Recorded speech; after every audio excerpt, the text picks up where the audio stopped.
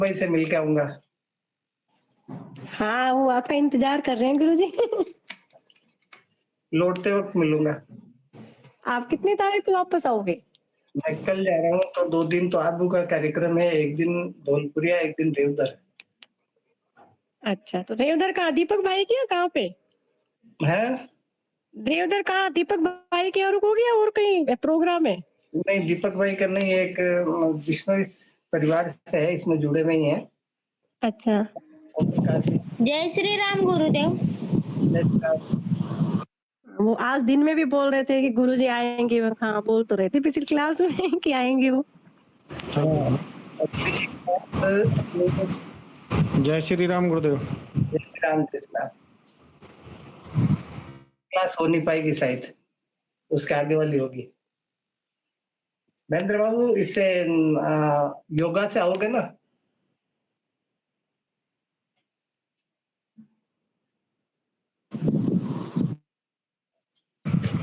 हाँ योगा से। हाँ, योगा से आ जाना। 6 बजे उतार देगी। हाँ, आ जाऊंगा, तैयारी पे हूँ मैं। हाँ, हाँ। मैं भी आज लेट ही आया था साइड से। अच्छा।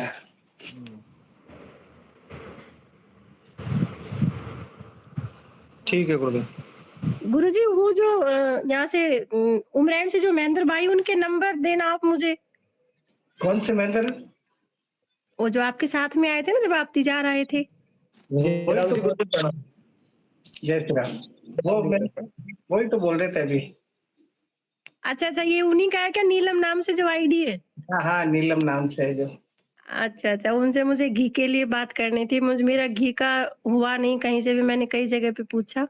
हाँ, तो वो मैं बोल दूंगा, वैसे वो सुन रहे हैं अभी। हाँ, ज्यादा नहीं, 100 ग्राम, आधा किलो जो भी बने, और मुझे वो बता देंगे, पैसे मैं दे दूंगी उनको।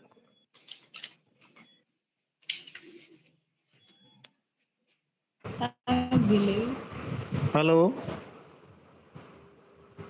हाँ, बात कर भाई। हेलो। कल्पना बात कर। हाँ, जय श्री हाँ, राम महेंद्र भाई। जय श्री राम बहन जी। अगर आप अलवर आओ तो मेरे लिए गाय का घी लेके आना, देसी गाय का। यह टाइम तेरे घर का आगा से निकल रही हूँ रोज।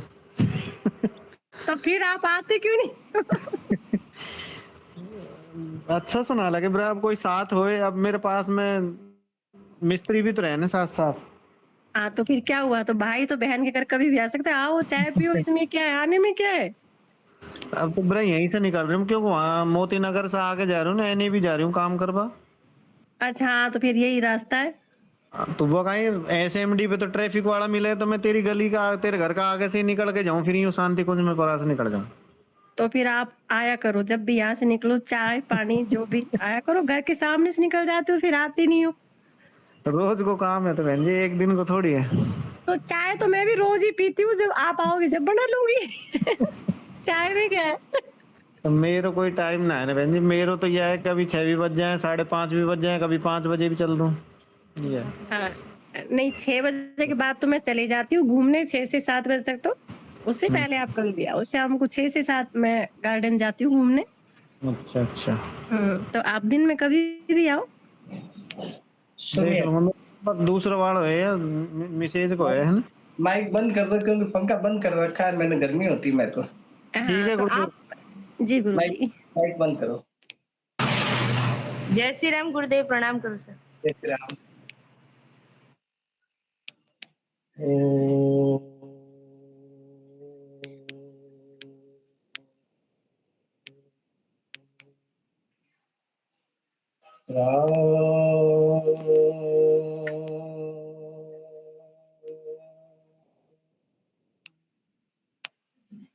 श्री सद्गुरुदेवाय नमः। पिछले बार हमने 2 बार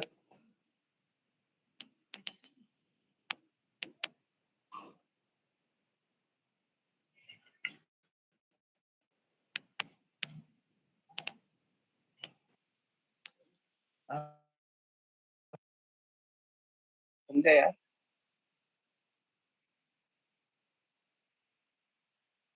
मेरे ख्याल से समझ में आ गया होगा आपको।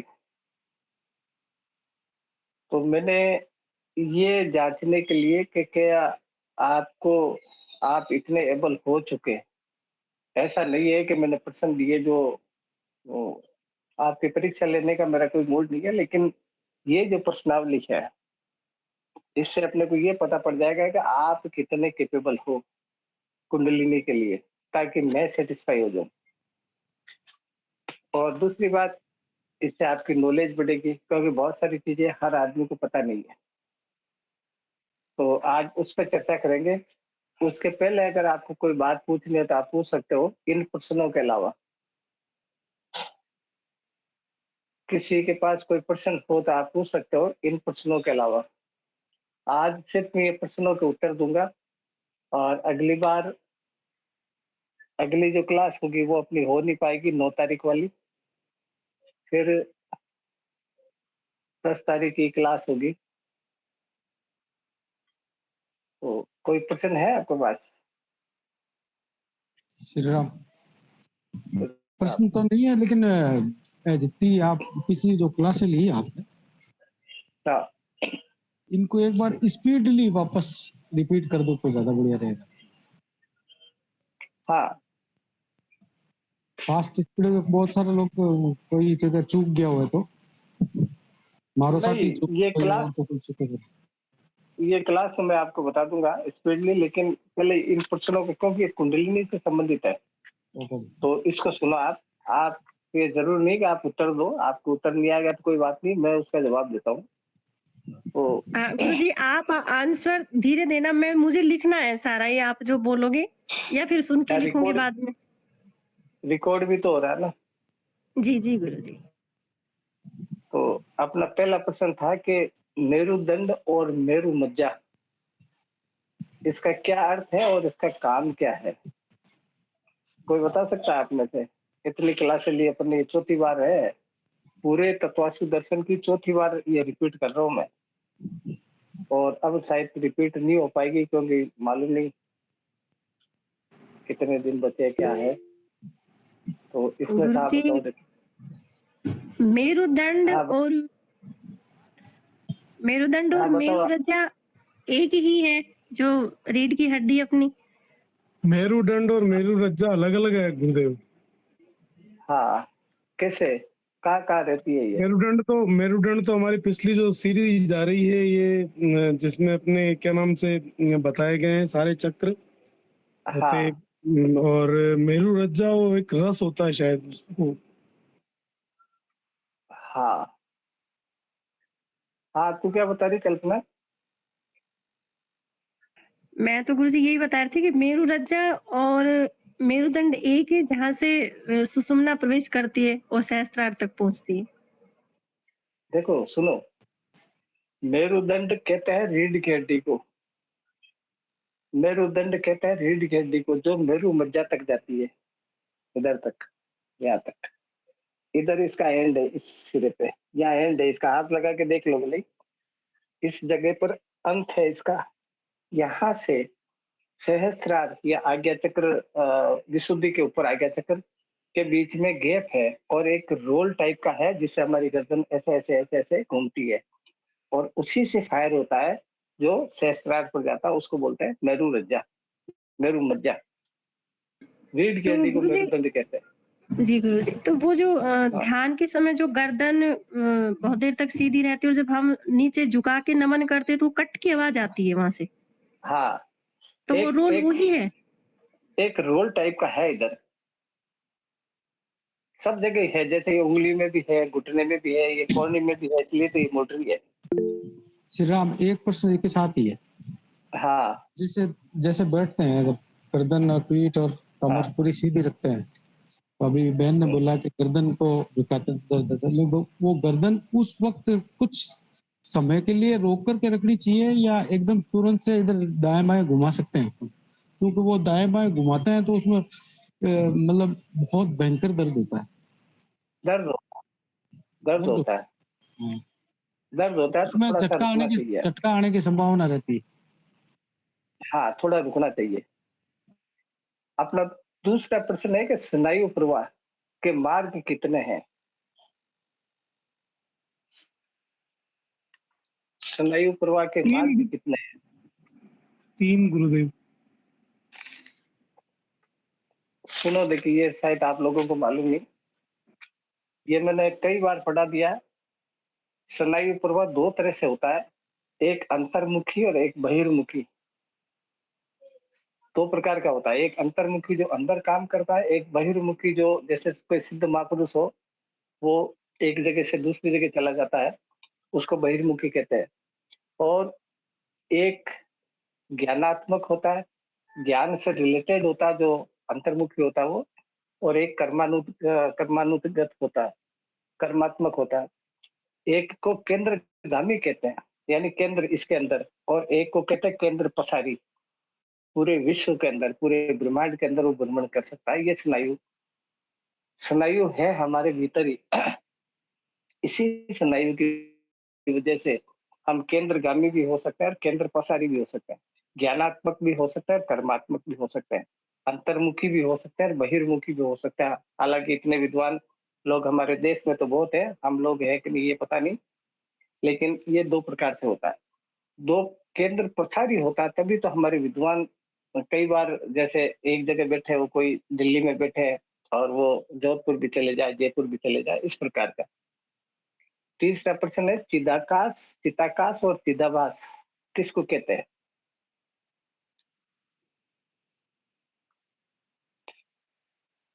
चिताकाश और चिदाभास किसको कहते हैं?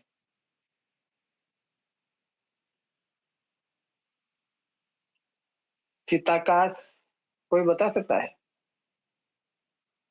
चिताकाश कहते हैं अपने मनोभावों को, अपने, जैसे मैं बैठा हूं अभी, मैं अभी बैठा हूं, बैठा बैठा कल्पना कर रहा हूं कि मैं जोधपुर चला गया या शिवगंज चला गया या आबू चला गया, और आबू की सीन सीनरी देख रहा हूँ। जोधपुर चला गया तो मैं किशन सिंह जी से मिल रहा हूँ या विजय सिंह जी और किसी से मिल रहा हूँ, राजबाला वगैरह से, तो उसकी मन की अनुभूति होना, मनोभाव को दर्शाता है चिताकाश। और दूसरा है चिदाभास, हमारे अंदर जो चैतन्य है, परमात्मा का स्वरूप है अंदर भीतर, हमारे भीतर, शरीर के भीतर, उसकी अनुभूति होना मन के द्वारा, क्योंकि मन इस शरीर का राजा है, मन के द्वारा उस सतगुरुदेव की कृपा से उस चैतन्य की अनुभूति हो जाना चिदाकाश है। चौथा प्रश्न है छठा तत्व कौन सा? हम 5 तत्व के बने हुए हैं, छठा तत्व कौन सा है? गुरुदेव, हाँ बोल। गुरु तत्व की। हाँ, और कोई बता सकता है? गुरुजी आत्म तत्व, वही जो भाई ने बोला, आत्मा, आत्म तत्व। छठा तत्व होता है, कई बार हम दैनिक भाषा में तो बोल देते हैं, लेकिन उसकी उसकी जानकारी हमारे को होती नहीं है। हम कहते हैं ना कि इसकी तो 6 सेंस काम करती है, छठेंद्रिय काम करती है, कहते हैं कि नहीं? छठेंद्रिय वो होती है जो आत्म तत्व से रिलेटेड होती है, हमारे सतगुरु से रिलेटेड होती है, परमात्मा से रिलेटेड होती है, आत्मा से रिलेटेड होती है। ये चारों चीजें एक ही है, उसको वो छठा तत्व है। उस छठे तत्व से हम 5 तत्व निकले में हैं। छठे तत्व से छठा महातत्व है, उस छठे महातत्व से हम 5 तत्व निकले हुए, आकाश, वायु, अग्नि, जल, पृथ्वी। 84 लाख योनियों में अलग अलग तत्व होते हैं या सभी में 5 तत्व होते हैं? अलग अलग होते हैं नहीं गुरुदेव। सर, अलग अलग होते हैं। सब में अलग अलग तत्व होती है। कैसे मनुष्य में जैसे सारे बता सकते तत्व हो? हैं, मनुष्य में ही हैं? सारे तत्व हैं, मनुष्य में हाँ इस योनि के अंदर ही सारे तत्व हैं गुरुदेव। जय श्री राम। हाँ जय श्री राम। हाँ हाँ, जैसे जैसे जैसे चौपाया में 4 है, उड़ने वाले में 2 है, और वृक्ष में 1 है, और चौपाई में 4 अदृश्य है, उड़ने वाले में 3 है, रेंगने वाले में 2 और दो। स्थावर में 1 तत्व है। मनुष्य में 5 तत्व। बालक की जो नाल होती है, माँ जब बच्चे को पैदा करती है, हम जब पैदा हुए तो हमारी जब नाल काटी होगी दाई ने या नर्स ने, जिसने भी काटी होगी, तो उसका रहस्य बता सकते हो कि नाल का रहस्य क्या है? सभी नाल, नाड़ियां गुरुदेव इससे जुड़ी होती है। हाँ, इससे बच्चे जुड़ी की जो हुई है। नाड़ियां सारी होती है वो इससे जुड़ी होती है गुरुदेव। सारी शरीर की नाड़ियां इसी नाभि से जुड़ी हुई है। इसीलिए मैं आपको कहता हूँ कि मैंने कुछ नियम भेजे थे आपको कि नाभि के अंदर घी लगाया करो, क्योंकि जब से आज एक पौधा लगाओ आप, और उस पौधे को अगर महीने भर पानी नहीं पिलाओ आप, तो वो सूख जाएगा। इसी तरीके से हम जब माँ के पेट से इस धरती पे आए बालक रूप में या बालिका रूप में, तब से इसको पानी पिलाया नहीं, इसको सिंचाई नहीं, नाभि को सिंचित करी नहीं हमने।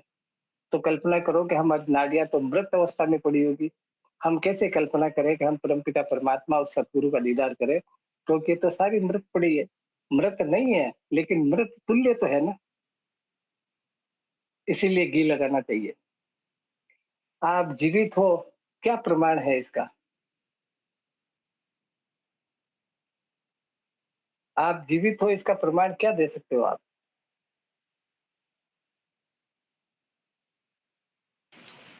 गुरुदेव श्वास पर श्वास चल रही है अपनी। हाँ, श्वास पर श्वास चल रही है। सिर्फ श्वास और प्रश्वास पे ही हमारा जीवन का प्रमाण पत्र है। स्वर कर्म बिगड़ने पर प्रभाव कितने समय बाद होता है? कई जन ये प्रश्न पूछते हैं कि जैसे आज शुक्ल पक्ष की एकम है मान लीजिए, और शुक्ल पक्ष की एकम को आपका प्रातः काल सूर्य स्वर चला आपका, तो कितने समय बाद ये असर करेगा? आपको जो बुरे समाचार मिलेंगे, बुरी खबर मिलेगी, किसी से लड़ाई झगड़ा होना है, तो ये कितने समय बाद होगा? गुरुजी इसका तो अगर तत्व का ज्ञान है तो ही पता लगा सकता है कि किस क्रम तत्वों में। का ज्ञान है तो पता लगा सकते हैं, लेकिन जब जब तक तत्वों का ज्ञान नहीं है, तो जब हम उठे ना, जब उठ रहे हैं, तो इस शैया को त्यागने के बाद प्रथम वहते वायु, सबसे पहले वायु बहेगी जब हमारे हाथ पैर चलेंगे। हाथ पैर कब चलते हैं? जब वायु तत्व होता है। तो उस समय प्रथम वहते वायु, द्वितीय च तथा नल, तृतीय भूमि से, चतुर्थ वरुण वहते। तो प्रथम वहते वायु, वायु के 8 मिनट है, 4 मिनट आकाश के, 8 मिनट वायु के। तो 4, 8, 12, 16, 20 ऐसे है ये आकाश, वायु, अग्नि, जल, पृथ्वी। तो 8 मिनट ये चलेगी, और ये स्वर है पहला, पहला स्वर है, और 8 मिनट ये चलेगी। हमारे जो 8 पैर होते हैं, 8 पैर, तो ये मान लीजिए आपके 2 पहर तक आपको इस घटना से, कोई ना कोई अप्रिय घटना से वास्ता पड़ेगा आपका। गुरुजी सर ये गुरुदेव गुरुजी ये प्रणाम, सवाल गुरुदेव दोबारा प्रणाम। समझाओ दोबारा। समय का कहाँ पता पड़ा गुरुदेव? हाँ, समय का ये पता पड़ा ना। आठ पहला, हमारे जो 8 पैर होते हैं, 8 पैर को, और ये तत्व है 4, जी गुरुदेव। तत्व 4 और पैर है 8, तत्व 5 है। लेकिन आकाश तत्व को आप निकालो, आकाश तत्व सिर्फ परमात्मा के चरणों में समर्पित है। बाकी तत्व बचे 4, वायु, अग्नि, जल और पृथ्वी, और हमारे पैर है 8। तो क्योंकि पहला स्वर वो है वायु तत्व, तो 2 पैर, 2 पैर का मतलब आप 6 घंटे मान लो, 6 घंटे मान लो, नहीं 6 घंटे ही होते हैं। तो 6 घंटे के अंदर अंदर आपको उस बुरी खबर का सामना करना पड़ेगा। नहीं आए समझ में? गुरुजी 1 मिनट अभी आप बता रहे हो। नहीं गुरुजी मुझे समझ नहीं आया। मैं इसमें एक सवाल पूछना चाह रही हूँ गुरुजी इसी से संबंधित। हाँ, आप जैसे कह रहे हैं कि सुबह उठे और सूर्य स्वर चला, तो हाँ, आपने बताया अभी-अभी आपने बताया कि जैसे ही हमारे हाथ पैर चलेंगे तो वायु तत्व चालू हो जाता है, बिल्कुल। और हम जब मैक्सिमम उठे। मैक्सिमम आप वायु तत्व में ही उठोगे। और कोई भाग्यशाली होता, आपकी किस्मत अच्छी है, बहुत बुलंद सितारे पर है, तो आपका अग्नि क्या नाम, पृथ्वी और जल तत्व चल सकता है। बाकी अमूमन आपका वायु तत्व चलेगा, तभी आप शैया का त्याग करोगे। जी गुरुजी, एक तो अपन उठते हैं जब मन बहुत प्रसन्न होता है, कभी-कभी हल्का महसूस होता है, बहुत प्रसन्न होता है, तो उस टाइम या तो वायु वो जल तत्व या पृथ्वी तत्व होता है। हाँ, और कभी जैसे कई होता है। बार ऐसा होता है कि घबराहट के साथ उठता है इंसान, उस वक्त स्वर वायु तत्व स्वर होता है। का स्वर का नियम है बेटा, 4, 8, 12, 16, 20 ऐसे चलते हैं ये। लेकिन जब आप शैया त्यागोगे, तो वायु तत्व में शैया, पलंग छोड़ना पड़ता है। हम जगेंगे, उठेंगे। लेकिन ये फिर उस क्रम में नहीं रहेगा 4, 8, 12, 16, 20। अगर आपको कोई आकस्मिक लाभ होना है तो वो तुरंत जल तत्व चल जाएगा, तुरंत पृथ्वी तत्व चल जाएगा। कोई मान लो किसी से माथाफोड़ी होनी तो अग्नि तत्व चल जाएगा, लेकिन उठोगे तो आप वायु तत्व में ही। जी गुरुजी, एक चीज़ और इसी में अपन जैसे सुबह उठते हैं और चल तो चंद्रस्वर रहा है। आपने हाँ, अपना जो भी आपने दिनचर्या हमें जो दे रखी है, हम उस दिनचर्या से अपना जो रूटीन है उस हिसाब से हम जो अपना कदम नीचे रखते हैं सम में, हाँ, हाँ, और जैसे हम अपना विषम पैर आगे रखते हैं सूर्य का, तो कई बार ऐसा होता है हाँ, कि विषम पैर के साथ ही स्वर चेंज हो जाता है सूर्य का। हाँ, ये अगर कोई ऐसी घटना घटनी होती तो आपको ये बात याद रखनी है, गांठ बांध लो कि अगर विपरीत स्वर चला तो अगली 2 घड़ी में आपका आपके साथ कोई आकस्मिक घटना घटने की होती है 6 घंटे के भीतर। और अगर मान लो आपका सुंदर भाई आपका जी, मन, आपका माइक बंद करो। सुंदर भाई जी, आपका माइक बंद करो। हाँ, आपको अगर कोई अच्छी खबर मिलनी है, कोई प्रमोशन है, कोई अच्छा धन मिलना है या कोई अच्छा व्यक्ति मिलना है, तो आपका जल तत्व चल जाएगा या फिर पृथ्वी तत्व चलेगा। किस कंडीशन में जल तत्व का होता है? जल तत्व की कितने मिनट होती है? जल तत्व कौन सा तत्व है? प्रथम वहते वायु, द्वितीय च तथा नल, तृतीय भूमि च, चतुर्थ वारुणी वहते। तो अंतिम पहर के अंदर कोई अच्छे समाचार मिलेंगे, जैसे हम सो रहे हैं और सुबह के रात के 2 बजे किसी का समाचार आ गया कि भाई तुम्हारा ऐसा लाभ हुआ कुछ। तो इस प्रकार से है। कई बार होता है कि नहीं, हम सोते रहते किसी का फोन आ जाता है, बहुत अच्छी खबर सुनाता है। सुषुम्ना को शिव स्वरूप क्यों कहा, जबकि जीव की मृत्यु इसी में होती है। हमारा जीवन जब समाप्त होगा ना तो सुषुम्ना में होगा, फिर भी इसको शिव स्वरूप क्यों कहते हैं? गुरुदेव, प्रणाम गुरुदेव। हाँ, हाँ जी सर।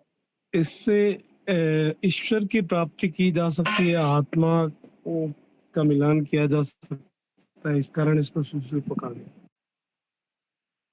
हाँ, सुषुम्ना में हमारी मृत्यु होगी और मृत्यु को हम अंतिम सत्य बोलते हैं, और सत्य ईश्वर का नाम है। इसीलिए अगर आपको परमपिता परमात्मा सतगुरु की अनुभूति करनी है ना तो सुषुम्ना के बिना हो नहीं सकती है। इसीलिए इसको शिव स्वरूपा कहते हैं, क्योंकि भगवान शिव, एक होता है शंकर भगवान, एक होता है शिव। आप किसी भी शंकर भगवान के मंदिर में जाको, एक पिंड दिखेगा आपको, शिवलिंग। शिवलिंग उसको कहते हैं जो निराकार रूप में मानते हैं। ईश्वर को 4 रूप में मानते हैं: द्वैत, अद्वैत, द्वैताद्वैत और विशिष्टाद्वैत।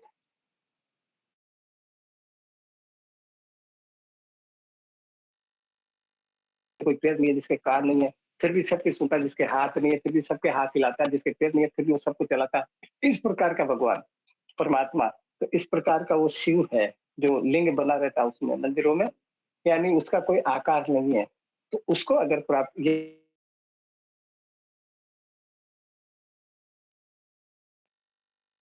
चैतन्य नजर आएगा, जिसके कुछ ना तो हाथ है, ना पैर है, ना कान है, ना जीभ है, लेकिन सबकी सुनता है, सबका स्वाद लेता है, सबकी एक्टिविटीज करता है। इसीलिए इसको शिव स्वरूपा कहते हैं, क्योंकि परमात्मा से कनेक्टिविटी अगर किसी तरह से होनी है तो वो सुषुम्ना से होनी है। हमारे जब श्वास चलता है, अगला प्रश्न है, हमारे जब श्वास चलता है तो श्वास का हृदपिंड का कितना अनुपात है और कितना होना चाहिए? मुझे 4 अनुपात से 5 अनुपात 1 का तालमेल। 4 अनुपात 5 अनुपात तो मान लिया, सही है ये बात, लेकिन हृदपिंड कहते किसको है?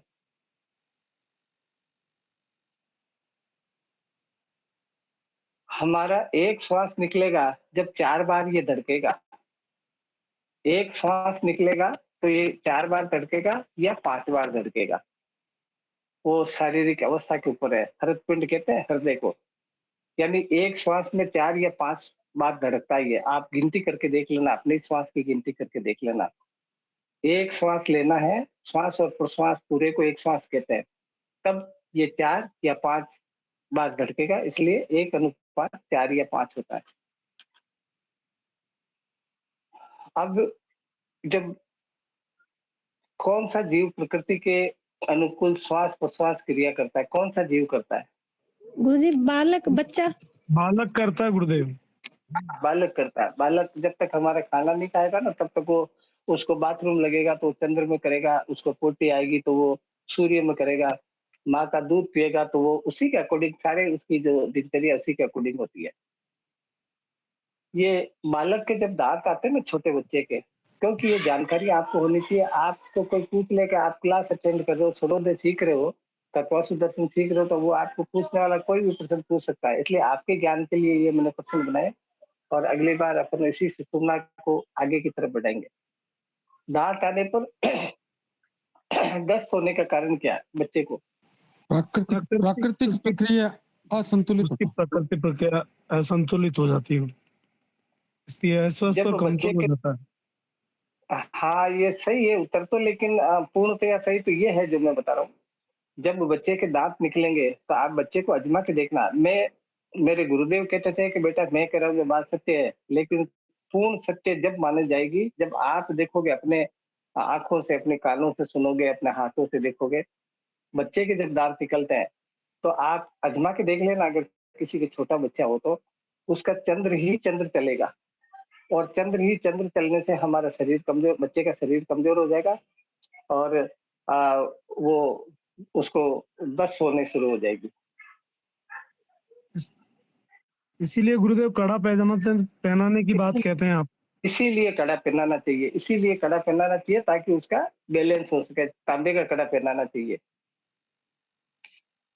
एक सवाल है कि संध्या, सुषुम्ना और कुंडलिनी में क्या भेद है? सुषुम्ना, इसके संध्या, सुषुम्ना और कुंडलिनी में क्या भेद है? गुरुजी सूर्य और चंद्र की संधि को ही संध्या कहते हैं गुरुदेव। हाँ, संध्या तो कहते हैं दोनों की संधि को, लेकिन सुषुम्ना, जब दोनों श्वास चलेगी उसको सुषुम्ना कहेंगे। और कुंडलिनी, क्योंकि जब सुषुम्ना चलेगी, जब संध्या होगी, और संध्या होगी तब कुंडलिनी एक्टिवेट होती है। इसका मतलब ये है। अंतर चेतना और विश्व चेतना किसको कहते हैं, कैसे एक्टिवेट होती है, कैसे काम करती है? अंतर चेतना और विश्व चेतना,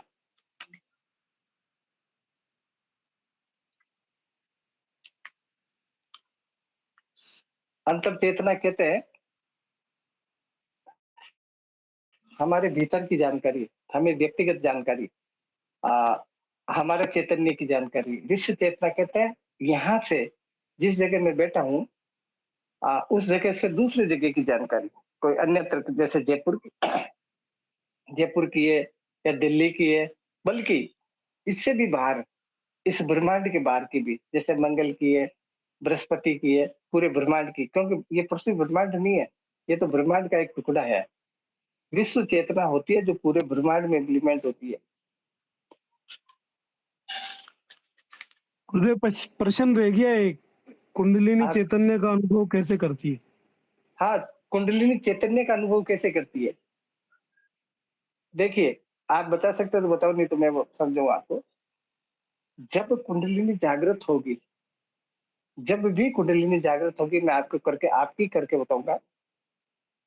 आप दिवाली को देखे होंगे, झाड़ फानूस लगाते हैं हम, लाइटें लगाते हैं, बहुत सारी हेलोजन भी लगाते हैं, छोटी छोटी लाइटें भी लगाते हैं, और उसका मान लीजिए एक ही बटन है, और एक बटन को चालू करते ही वो सारे के सारे एकदम एक्टिवेट हो जाते हैं, सब एक्टिवेट हो जाते हैं, एकदम आनंद आ जाता है, हमारे को मजा आ जाता है। ये तो हुई भौतिक बात। लेकिन जब कुंडलिनी अपना शरीर छोड़, मतलब अपनी जगह को छोड़कर, और जब सुषुम्ना में प्रविष्ट हो जाती है, जैसे ही ये सुषुम्ना का मुंह है, इधर मेरी तरफ देखो, मान लो ये सुषुम्ना का मुंह है, ये कुंडलिनी है ऐसे पड़ी है, ये जब ऐसे होगी ना, ऐसे एक्टिवेट होगी, तो इसको कोई रास्ता नहीं दिखता है, क्योंकि नियरेस्ट रास्ता कुंडली उसी का है, कुंडलिनी का, सुषुम्ना का, ब्रह्म नाडी का। तो ये सीधी उसमें एंटर होगी, जैसे ही इसके टच होगी, इस वाली के, ब्रह्म नाडी के, क्योंकि सुषुम्ना 3 नाड़ियों से मिलकर बनी है। सुषुम्ना नाड़ी 3 नाड़ियों से बनी है, सरस्वती नाड़ी, वज्र नाड़ी और ब्रह्म नाड़ी, ये तीनों सुषुम्ना के अंग है। तो बीच वाली को ब्रह्म नाड़ी कहते हैं। ब्रह्म माने परमात्मा, तो जैसे ही इसके टच होगी, बिजली का तार जैसे ही फेस के टच होगा, करंट आएगा। ऐसे ही ये जैसे ही इसके टच होगी, एकदम करोड़ों सूरज से भी ज़्यादा उजाला होगा अंदर, एक-एक चक्र में झिमझिमाहट हो जाएगी, जागृत हो जाएँगे वो। तो प्रथम दृष्टया क्या होता है कि साधक डर जाता है। तो मैं आपको भी कह रहा हूँ, ऐसी अगर आप आगे प्रैक्टिकल में मैं बताऊँगा तो आपको ये ध्यान रखना है कि ऐसी किसी भी सिचुएशन में डरना नहीं चाहिए। डर गए तो ये वापस ये इसमें टच हुई, इसमें देखिए इधर, इसमें जैसे ही टच हुई और अगर आपके ध्येय व्याप्त हो गया तो ये वापस ऐसे वापस आ जाएगी। जैसे आप किसी सांप को कोई डंडा अड़ा और वो वापस कुंडी बनाकर ऐसे बैठ बैठ जाता ना, तो वो बहुत देर तक बैठा रहता है फिर। ऐसे ही ये वापस चली जाएगी तो फिर उसको जगाना आसान नहीं होता, इतना आसान नहीं होता है। तो इस प्रकार से जब इतने झाड़ फनूस, इतनी लाइटें एकदम से जलेगी, तो आप कल्पना करो कि वो जो लाइटें, वो जो प्रकाश है, ये इस सूरज से भी ज़्यादा करोड़ों सूरज जितना प्रकाश है, उसको सहन करने की ताकत भी होनी चाहिए हमारे में। ताकत यही है हमारे सद्गुरु और निडर, डरना नहीं चाहिए।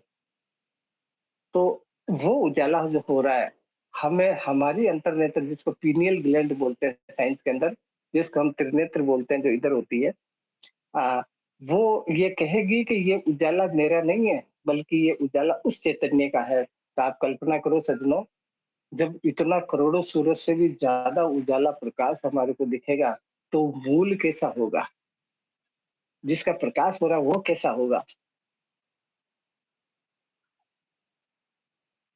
ध्यान हमेशा सुषुम्ना में करना चाहिए और निराहार और निराकुल होकर करना चाहिए। तो किस प्रकार से निराकुल होकर करें? गुरुजी व्यक्ति साधक को अपने आप को परमात्मा को समर्पित करके वो ना पुरुष और ना ही महिला होकर ध्यान करना चाहिए।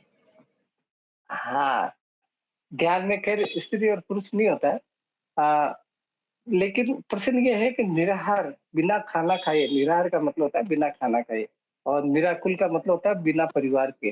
तो कैसे बिना परिवार के? हमारे तो बच्चे बच्ची है और कैसे निराहार? हमने दिन में मान लो खाना खाया, मान लो अभी नहीं खाया, दिन में तो खाया खाना। तो किस प्रकार से निराहार और निराकुल होकर साधना करनी चाहिए, मेडिटेशन करना चाहिए? गुरुजी विचारों को त्याग के। विचारों को त्याग कर देना चाहिए, विचार नहीं रहना चाहिए और विचार इतनी आसानी से त्याग होते नहीं है। इसीलिए मैं बार-बार कहता हूँ कि इस जगह पर, इस पॉइंट पर एक पॉइंट बना लीजिए इस पर और उसका मेडिटेशन करो तो आप निराकुल, निराहार और निराकुल हो जाओगे। इधर निशान बनाए बिना, इसका मेडिटेशन किए बिना आप निराहार और निराकुल हो नहीं सकते और इसी पे करोगे ना तो ही आप दोनों में कैपेबल होगे, निराहार भी और निराकुल भी।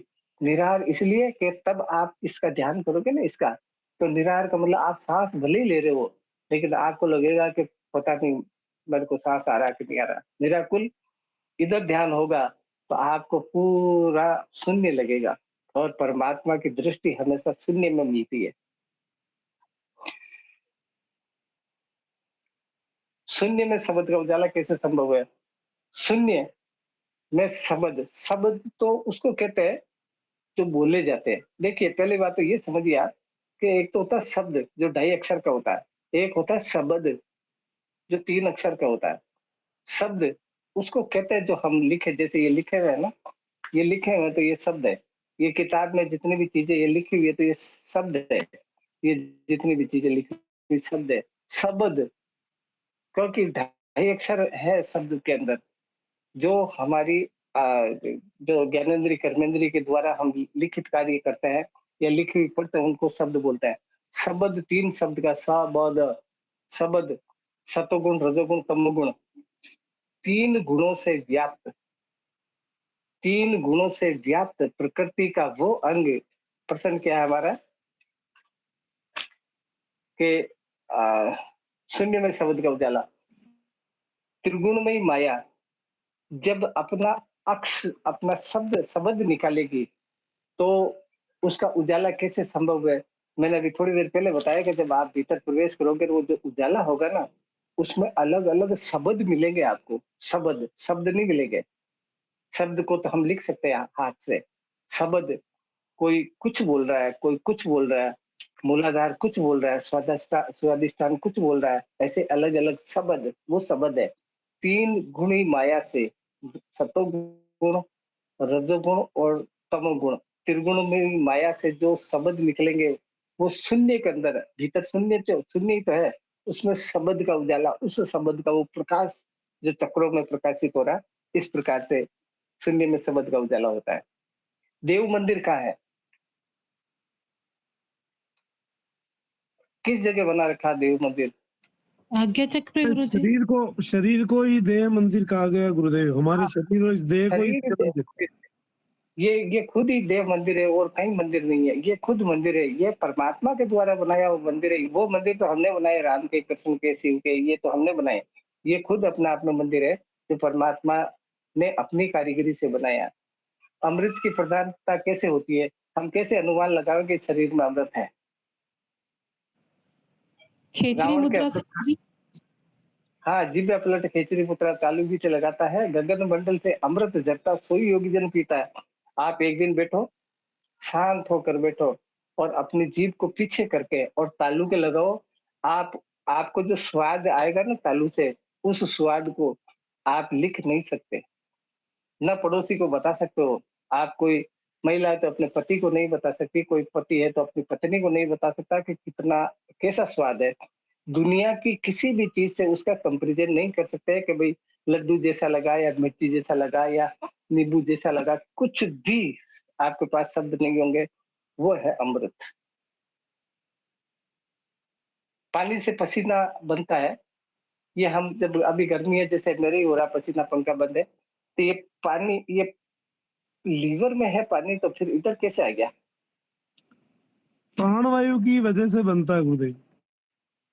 जो 10 हाँ, वायु है अपनी प्राणवायु के साथ। हाँ, वो तो बात ठीक। और कोई अलग से कोई प्रश्न अगर उसका बताओ तो। हम एक भगोनी के अंदर पानी चढ़ा डाल दो, ठंडा पानी, और उस ठंडे पानी को आप अपने गैस के चूल्हे पर रख दो और गैस के चूल्हे के ऊपर आप ढक्कन लगाओ। पानी भगोनी में है, भगोनी के ढक्कन पे बहुत दूरी है, पानी तो यहाँ तक ही है, लेकिन ढक्कन ऊपर है। उस ढक्कन पे बूंदे जम जाएगी, उस ढक्कन पे जमती कि नहीं? इसी प्रकार से जब हम कोई एक्टिविटीज करते हैं, कोई भी काम करते हैं, भारी काम करते हैं, कोई भी मेहनत का, हिम्मत का या तेजस्वी काम करते हैं, तो हमारा नॉर्मली सूर्य स्वर चलता है। और जब सूर्य स्वर की मात्रा अधिकता हो जाएगी शरीर में, तो वो जो जैसे वो पानी ढक्कन पे जमता है, पानी का अक्ष, वैसे ये पानी लीवर से वापस ऊपर आके भगोने में भी क्या होता है, पानी गर्म करेंगे तो पानी ऊपर आएगा और उसकी भाप ऊपर आएगी, भाप से वो बनेगी। तो वो भाप से, प्राणवायु के द्वारा वो भाप निर्मित होकर भाप के द्वारा ये हमारी जो रोमावली है, इनके द्वारा वो छिद्रों से निकल जाते हैं। ये इतने बारीक छेद है, हमारे को दिक्कत नहीं है, लेकिन ये हर रोमावली में छेद है। इसीलिए तो ये एक तरह से पौधे हैं, ये रोमावली है जो, तो इनमें से वो निकलता है अत्यधिक गर्मी के कारण, अत्यधिक सूर्य स्वरूप चलने के कारण। गर्भ को नीचे कौन सी वायु धकेलती है? हम जब पैदा अपान हुए, वायु।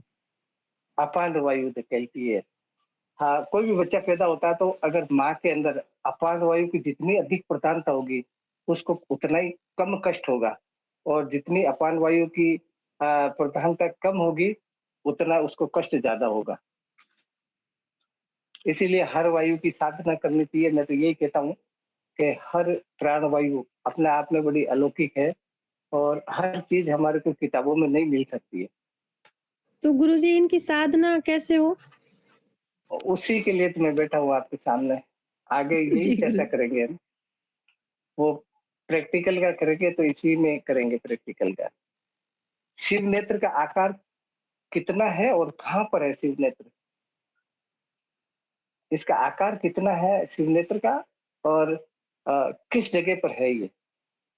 गुरुजी ये भ्रकुटी पे और एक अंगुष्ठ मात्र इसका आकार है। एक अंगुष्ठ देखिए, हमारा इसको बोलते हैं कूटस्थ। अच्छी तरह देखो, इधर देखो क्षण बना, इसको बोलते हैं कूटस्थ। इसको, इससे लेकर अंगुष्ठ मात्र, मेरा अंगूठा ये यहाँ से लेकर यहाँ तक है, इस कुटस्थ पे ये वाली हड्डी मैं रखूं, ये वाली हड्डी, और ये ये ये शिव नेत्र कहलाता है। इतना ये ये ये वाला। और हमारे को जब परमपिता परमात्मा की अनुभूति होगी, हमारे सतगुरु की अनुभूति होगी, तो इसी जगह पर होनी है। इसीलिए भगवान शिव का आपने फोटो देखा होगा, तो एक आंख बना रखी इधर, इस जगह पर। आंख ठेठ इधर तक नहीं बना रखी, पीछे तक, सिर्फ यहाँ से लेकर यहाँ तक बना रखी है। अंत्यकरण का स्थान कहाँ है? अंत्यकरण कहाँ है हमारे शरीर के अंदर? गुरुजी पहले ये ये भी बताओ। हाँ, अंत्यकरण बोल भी कल्पना। गुरुजी भ्रकुटी पे ही स्थित है। और कोई बताओ, मैं चौथी बार की क्लास ले रहा हूँ। आप और कोई बताओ देखिए। आप ये बताओ कि अंतःकरण में कौन कौन से तत्व होते हैं, कौन कौन सी चीजें होती है जिसको मिलाकर अंतःकरण कहते हैं? भाइयों बहनों, मैं इतने दिन सत्यनारायण की कथा नहीं कर रहा था आपको। देखो, चित्त, मन, बुद्धि और अहंकार। चित्त, मन, बुद्धि और अहंकार, चारों को मिलाकर अंतःकरण का निर्माण होता है। और अंतःकरण कुटस्थ के ऊपर रहता है। हम जो भी किसी को सोचेंगे, ये मेरी माँ है, ये मेरी पत्नी है, कि मेरा पति है, कि मेरा बेटा है, कि मेरी पोती है, कहाँ से? इधर से थोड़ी सोचते हैं, या जांघों से थोड़ी, या पैरों से थोड़ी, हाथों से थोड़ी सोचते हैं। सोचने की तमाम ताकत इधर है। चित्त इधर है, मन इधर है, बुद्धि इधर है, अहंकार भी इधर है। चारों को मिला के अंतःकरण कहते हैं। अंतःकरण की जो स्थान है, वो हमारे भ्रुकुटी से ऊपर होता है। आत्मा की भौतिक अनुभूति, कोई कह दे आपको कि बताइए मेरे में आत्मा है कि नहीं है? आत्मा तो सब में ही है, लेकिन आत्मा है कि नहीं, तो आप प्रैक्टिकल कैसे बताओ तो उसको कि मैं बता सकता हूँ? गुरुजी आपने बताया था कि व्यक्ति की आंखों में दिखाई देती है आत्मा। आंख में, जिंदे आदमी की ही आंख में आप देखोगे तो आपको आपका पूरा अक्ष नजर आएगा, और उसी से हम ये कह सकते हैं कि भाई आत्मा है। क्योंकि आप कल्पना करो, बिल्कुल तिल जितना सा छेद है, तिल जितना सा स्पॉट है हमारी आत्मा, और उसमें हम पूरे दिख रहे हैं। हम कांच में भी फोटो दिखेंगे, देखेंगे ना हमारी, तो आदम कद कांच होना चाहिए, जब जाके हम अपने आप को पूरा देखेंगे। लेकिन उस बिल्कुल तिल से भी छोटा है वो। उसमें आप पूरा अपना अक्ष देखोगे, वो आत्मा का ही भौतिक रूप है। तो ये आज अपनी प्रश्नावली थी, और इसी संबंधित कोई बात पूछनी तो आज की क्लास में इसी पे चर्चा करें। फिर आगे अपन मैं तत्वों की एक एक जानकारी बताऊंगा। हाँ बताइए। गुरुजी श्री वो राम। जो वायु, भाई एक मिनट, वो जो वायु तत्व का जो हाँ, आपने बताया था कि सुबह उठ के वायु तत्व चल जाए, तो वो मुझे समझ नहीं आया गुरुजी, वो आप दोबारा समझाओ कि अगर सूर्य स्वर में उठता है इंसान, तो उसका कब तक हमारे पता चलेगा? हमारे हाथ पैर एक हाथ से ज्यादा, इतना इतना एक हाथ से ज्यादा अगर एक्टिवेट कर रही है बॉडी, इसका मतलब वायु तत्व चल रहा है। तो भाई ये पलंग इतना बड़ा है, मेरा इतना ऊपर है, इसलिए मैं जमीन पे नीचे उतरूंगा, पहले हाथ नीचे करूंगा, समुद्र वश में देवी पर्वत मंडले विष्णु पत्नी नमस्तुभ्यं पाद स्पर्शमसो में, फिर मैं पैर डालूंगा नीचे। तो इतना तो हाथ नीचे गया, इतना फिर पैर नीचे जाएगा पलंग से, हाथ से तो ज्यादा ही हुआ ना। इसका मतलब वायु तत्व चल रहा है। हाथ पैर हमारे हलन चलन की प्रक्रिया वायु तत्व से होती है। दौड़ना मुझे भागना। पता मुझे आंख आंख खुलने के बाद भी बहुत, मतलब अपन आधा एक घंटे बाद मतलब बहुत आलस के चक्कर में बिस्तर में पड़े रहते हैं। तो जब तक स्वर चेंज हो जाता है या वायु ही रहता है फिर भी? नहीं, वायु तो तब रहेगा जब आप उठने उठो, जब तो आप आंख में देखो आपका तत्व कौन सा चल रहा है। लेकिन आप नीचे उतरोगे तो वायु में ही उतरोगे। फिर तो गुरुजी अब अगर कैसे? देखो, एक मारवाड़ी के अंदर एक कहावत है कि तेरू कहते हैं तैरने वाले आदमी को।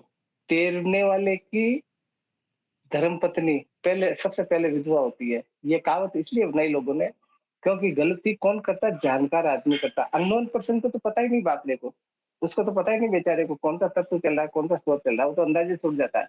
लेकिन ये कानून लागू फिर किसके ऊपर कर देती है प्रकृति? जो जानकार है, क्योंकि प्रकृति को पता है ये जानकार है, बेटा इसके हिसाब से करेगा एक्टिविटीज, इसीलिए वो आ, फिर हमारे ऊपर एक अधिकार सौंप देती प्रकृति की, ये कैसे करना कैसे नहीं करना। तो कई बार हम जैसे जान रहे, मान लो मैं जानता हूँ, मान लीजिए एक एग्जाम्पल बताऊं, मैं देख लूं कि मैं मेरी जब आँख खुली तो अग्नि तत्व चल रहा है, उसमें पलंग पे सो रहा हूँ, अग्नि तत्व चल रहा है। क्यों ये काम क्यों कर रहा हूँ? क्योंकि मैं जानता हूँ, इसलिए। तो अग्नि तत्व चल रहा हूँ तो मैं क्या करूंगा? थोड़ा और सोते रहूंगा कि अग्नि प्रथम व्यते वायु द्वितीय च तथा नल तृतीय भूमि से, क्या पृथ्वी तत्व चलेगा जब उठूंगा। लेकिन आपकी आंख तो अग्नि तत्व में खुली ना, तो पृथ्वी में भले ही आप उठो, लेकिन कोई न कोई प्रॉब्लम तो क्रिएट होगी, क्योंकि आपकी आंख तो, आंख जगना ही, हम जगना उसी को तो कहते हैं, जब पलंग को छोड़ना ही जगना थोड़ी कहते हैं। आंख खुल जाती 4 बजे, उसको जगना है, तो वो थोड़ी बहुत तो क्रिएट होगी। लेकिन उस समय अगर आप उसको पी लीजिए तो वो सूली की सुई हो जाती है। तो गुरुजी अगर व्यक्ति सुबह अग्नि तत्व में उठता है तो उसके मनोभाव पे कुछ फर्क होता है कि उसका मन कैसा होगा, उसके उस विचार कैसे होंगे? नहीं, चिड़चिड़ापन होता है, जैसे उठ गया अग्नि तत्व, ये नॉर्मली कम ही चलता है। लेकिन जैसे बच्चों पे चिल्लाने लगे, या अपनी पत्नी पे चिल्लाने लगे, अपने पति पे चिल्लाने लगे, माँ बाप पे चिल्लाने लगे, फालतू के बिना मतलब की टेंशन ले ली, ये अग्नि तत्व के संकेत है। गुरुदेव, मतलब आप कह रहे हो वायु ही चलेगी, अपन जब जब पैर रखेंगे नीचे, जब हाथ पर प्रणाम करेंगे धरती माँ को, फिर ऊपर पे, तो अगर इसको चेंज करना हो तो? देखिए, हाँ, ये प्रश्न बड़ा काम का है। आप उठोगे तो वायु में, लेकिन मैंने शायद अभी पहले बताया कि नहीं बताया, वायु तत्व में उठने का काम है, ये क्षणिक होते हैं सारे। उठोगे तो वायु तत्व में है, लेकिन आपका अच्छा होना तो तुरंत आपका जल तत्व चल जाएगा, पृथ्वी तत्व चल जाएगा। उसके बाद तत्काल बाद आप हमेशा ये याद रखना, आंख, इधर मेरी आंखों में देखो आप, जब नीचे उतरोगे ना तो आप वायु तत्व में पलंग छोड़ोगे, लेकिन आ, कुछ 1 मिनट बाद आप देखो, या 2 मिनट बाद, यानी 3 मिनट का अंतराल रहता है, 3 मिनट के अंदर अंदर आप आंख के अंदर ऐसे करके देखो, आपको पीला रंग दिख रहा तो पृथ्वी तत्व चल गया। वो तत्वों का रंग आपको पता ही है, जैसे नीला रंग, वो हल्का नीला रंग चल गया तो वो तत्व चल गया। सफेद रंग है तो वायु तत्व, और नीला दिख रहा तो हल्का नीला तो जल तत्व। इस प्रकार से आंख बंद करके ऐसे देखो तो आपको एक कलर दिखेगा, एक स्वाद, मीठा, ऐसे ऐसे निगलो थूक को, ऐसे मीठा, मिठास लिए हुए है तो पृथ्वी तत्व चल रहा है। सारे अपने आगे तत्वों की जानकारी दूंगा तो इससे पता पड़ जाता है।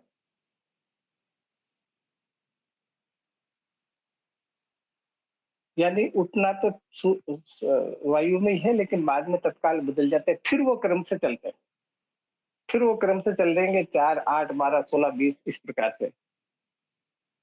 फिर तो गुरुजी अगर उठते, व्यक्ति रात में जो करवट लेता है वो वायु तत्व में ही बदलता होगा? हाँ, वायु तत्व में करवट बदली जाती है।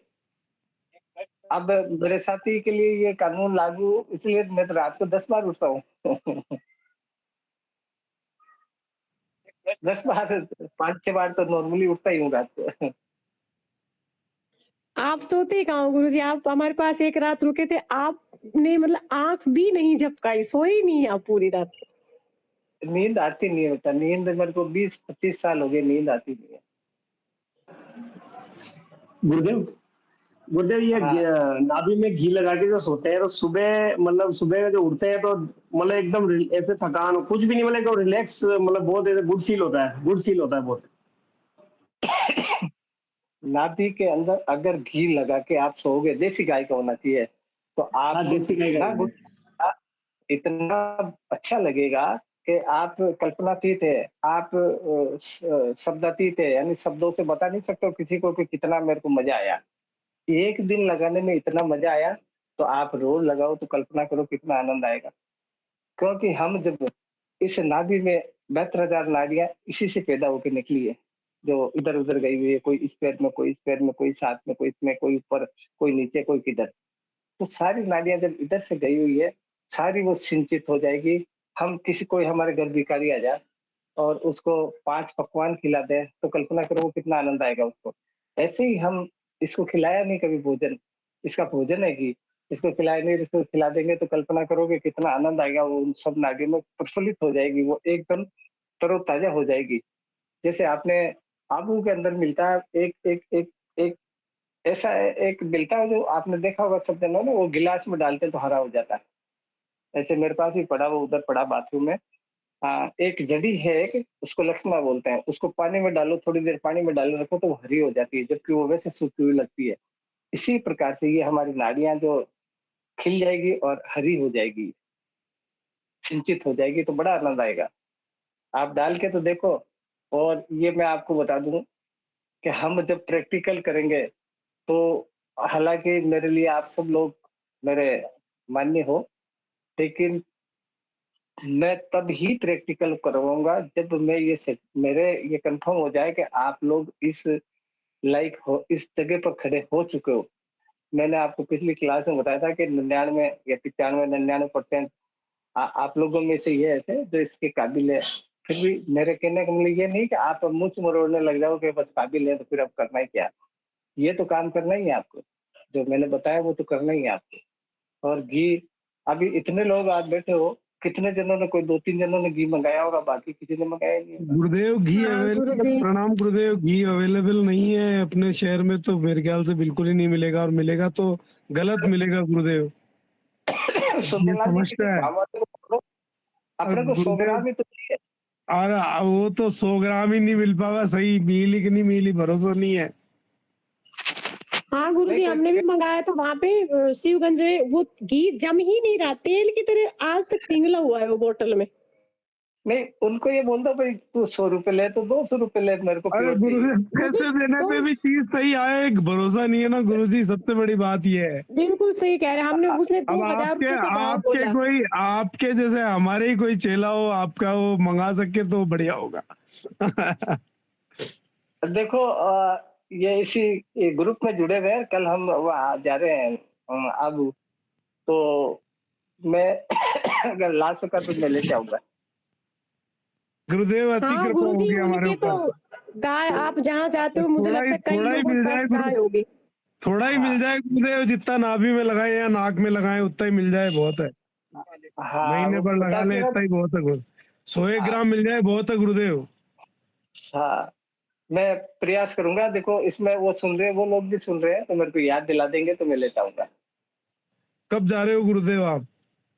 सुबह 9:15 निकलूंगा यहाँ से। बाई ट्रेन या व्हीकल से? नहीं नहीं, अपने गाड़ी से। अच्छा, अकेले ही जा रहे हो गुरुदेव? नहीं नहीं, और है साथ। ठीक गुरुदेव। हाँ, तो और किसी का कोई प्रश्न हो तो पूछो, नहीं तो फिर इसी करें, और अगली क्लास होगी गुरुजी नहीं जब तक आप। कई लोग जो सुबह उठते हैं, वो लोग हाँ उठते ही बाथरूम जाते हैं। कई लोगों की आदत हाँ होती है वो उठते ही अपनी जो भी दैनिक दिनचर्या उसको करने के बाद वो बाथरूम जाते हैं, तो फिर उनका उस टाइम कौन सा तत्व होता है, क्योंकि उठते ही वो टॉयलेट ही जाते हैं। हाँ, तो मैंने तो आपको अभी बताया। उनका क्या, ये चंद्र वो जल तत्व चलता है? नहीं, जान गलती वही करेगा जो जानने वाला होगा। जो अननोन पर्सन है ना, उसको बाथरूम करके आवे तो उसका नाक दबा के देख लो, उसका चंद्र ही चलेगा, जो अननोन पर्सन है। लेकिन हम क्योंकि जानने लगे, तो हम तो जब उठे जब भी बाथरूम करने चले जाओ, चाहे सूर्य चल रहा हो चंद्र चल रहा हो। सूर्य स्वर में पेशाब करोगे तो आपके जो कार्बोहाइड्रेट, प्रोटीन, विटामिन, ये जो खनिज लवण है, उस उसका मिक्स आप कभी यकीन नहीं करो, तो आप एक पारदर्शी जो ट्रांसपेरेंट शीशी होती है उसके अंदर आप अपना यूरिन डाल लो और चेक करा लो। अगर सूर्य स्वर में कराओ तो आपके तमाम बीमारियां लिख देगा वो फार्मासिस्ट।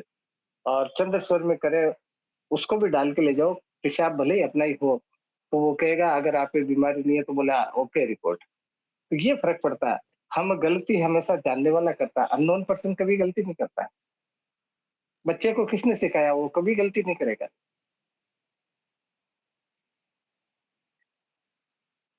तो क्लास को यहीं तीसरी की जाए या और किसी को कोई पूछना हो तो, क्योंकि अब फिर 1 हफ्ते बाद अपनी क्लास है। एक प्रश्न का निवेदन कर रहा हूँ मालिक, बार-बार। हाँ, मैं ये समझना चाह रहा हूँ, आपने कहा बच्चे का जब दाँत आते हैं तो चंद्र सर बहुत ज़्यादा चलता है। आपकी आवाज़ साफ नहीं आ रही, साफ वापस बोलो। जब बच्चे के बाल्यकाल में दाँत आते हैं तो उसका चंद्र सर बहुत ज़्यादा चलता है मालिक, आपने कहा।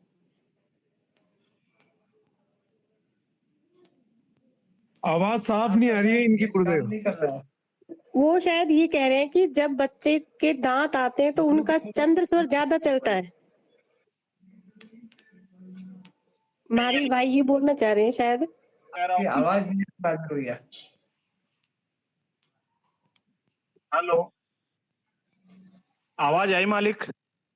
आपकी आवाज़ नहीं आ रही है मेरे पास। अब आई मालिक आवाज? हेलो, आपकी कोई नेट की समस्या है शायद। और किसी दूसरे को कोई बात पूछनी हो तो। महावीर जी बोलो एक बार, क्या कह रहे हो? आवाज आपकी आ तो रही है। गुरुदेव कह रहे हैं कि बाल्यकाल में जब बच्चे के दांत आते हैं तो चंद्र सर ज्यादा चलता है। इसी कारण तकलीफ होती है। सुनिए तो सही तो। जी जी जी। और चंद्र आपकी सर, आवाज़ नहीं आ रही है, आप फोन करके पूछ लेना। जी मालिक, जैसे याद। तो यही तीसरी करें। आपके पास कोई प्रश्न नहीं हो तो जय श्री राम, हफ्ते भर बाद मिलेंगे। राम गुरुदेव। जय श्री राम गुरु जी। जय श्री राम गुरुदेव, प्रणाम। जय श्री राम मालिक, मैं अभी कॉल करूँ आपको। जय श्री राम।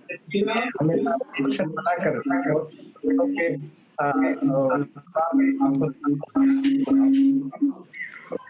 बना के रखा करो। देखिए, जब तक आप तर्क नहीं करोगे ज्ञान हासिल नहीं होगा। तर्क करोगे तो एक से एक चीज मिलेगी अपने को। बहुत सारी चीजें मैं खुद ही इसके माध्यम से आपको बताता हूँ तत्व सुदर्शन के। अब इसमें जो चीजें लिखी हुई है उससे कई बार मैं मेरा अनुभव की बात बताता हूँ। तो हर चीज मैं इसीलिए कहता हूँ किताब में नहीं होती है, इसलिए मेहरबानी करके आप प्रश्न बनाया करो। किसी भी प्रकार से आप घुमा फिरा के प्रश्न बना लो, मैं हर प्रश्न का जवाब देने को तैयार हूँ, लेकिन आप बनाओ तो सही। नहीं तो एक तरह से मेरे को ऐसा पंडित समझ लिया जैसे वो सत्यनारायण की कथा कहते हैं ना, सत्यनारायण की कथा कहने के बाद फिर बोल देते बोले सत्यनारायण भगवान की जय। इस प्रकार से मत रखो, ज्ञान को गूढ़ दृष्टि से रखो, गुह्य दृष्टि से रखो। तो आप प्रश्न बनाया करो। तब तक जय श्री राम, श्री राम। जय श्री राम गुरु जी। जय श्री राम। जय श्री राम। राम गुरुदेव, प्रणाम। सबको जय श्री राम। जय श्री राम।